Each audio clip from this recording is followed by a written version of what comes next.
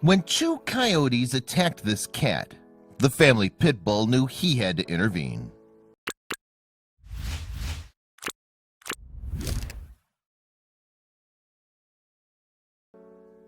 Kitty isn't a dog, but she's still family, so Jack liked to stay nearby. Luckily, that meant he was close when he heard a commotion in the yard. Two coyotes had Kitty in their mouths, shaking her like a toy, and Jack had seen enough and raced towards the attackers. Cats and dogs don't always fight, whatever the popular saying might claim. In fact, some of them are best friends. That's the case with Jack the pit bull and Kitty the cat. The two spend a lot of time together, even though they have different owners. Kitty lives at home with her human mommy, Sherry Lewis, in Seminole, Florida, and Jack's human is Lewis's son. The pit bull's daddy, Peter, serves in the army. As a result, he sometimes has to spend time posted in other countries away from Jack.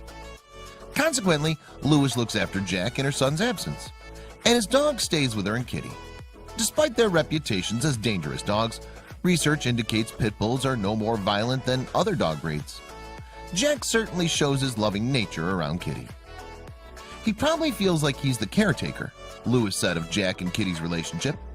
He checks on her every day and sniffs her, seeing what kind of shape she's in. They're a great example of a cat and dog that defy the stereotype of canine-feline conflict. And while Kitty's in no danger from Jack, there are plenty of wild animals that could cause her harm. For example, Florida has no shortage of alligators. A hungry gator might see a cat passing its lake as an easy meal. Alligators aren't the only reptiles that can potentially kill domestic animals. A number of dangerous snakes make Florida their home, including cottonmouths, coral snakes, and several species of rattler. Snakes are shy of humans, but there are several viral stories of dogs and cats suffering from their venom. Furthermore, there are venomous spiders, large wild cats, and even bears that might attack a domestic feline like Kitty. However, it was none of these that marked her out as prey back in October 2013. Instead, representatives of another species entirely caught the poor cat in their jaws. Lewis was the first to see Kitty's aggressors, but by the time she noticed them, it was too late. The coyotes had set upon the cat. As I was walking to the door, I could see the coyotes over here, Lewis told a TV reporter for Fox News, indicating her yard. Coyotes are a species of wild canine closely related to wolves, albeit with a much maligned reputation. And while they're not the most popular animal, they're certainly adaptable. Coyotes not only prosper in a wide range of habitats, but they also effectively adjust their behavior to urbanized environments. Furthermore, coyotes have a flexible diet, with the ability to prey on animals as large as deer and as small as rodents, such as squirrels and mice. They're cunning strategists too. Among their hunting techniques, coyotes have been known to team up with badgers to dig up subterranean prey, and to turn porcupines upside down to avoid their spines. Coyotes generally attack bigger prey head-on by biting its target's neck and cranium. This was also the tactic one of Kitty's assailants had seemed to deploy in front of the distraught Lewis. One had her by what looked like the neck, I couldn't tell, she told the TV reporter.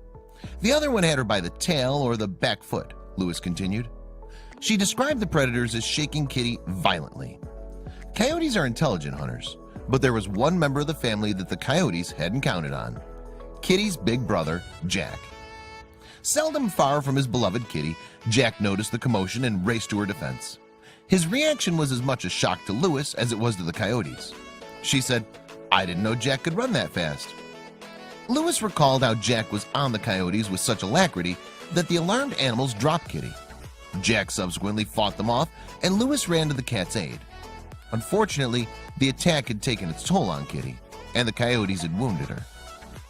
After an emergency medical assessment, veterinarians discovered Kitty had brain swelling. In addition, she also chipped a tooth. She can't walk yet, but she's getting there, Lewis told Fox in the aftermath of the assault. It further transpired that Kitty might not have been the only recent coyote victim. Apparently, the neighborhood social grapevine had revealed several other possible attacks. Tragically, if other pets had indeed encountered the coyotes, they didn't have a brother like Jack to look out for them.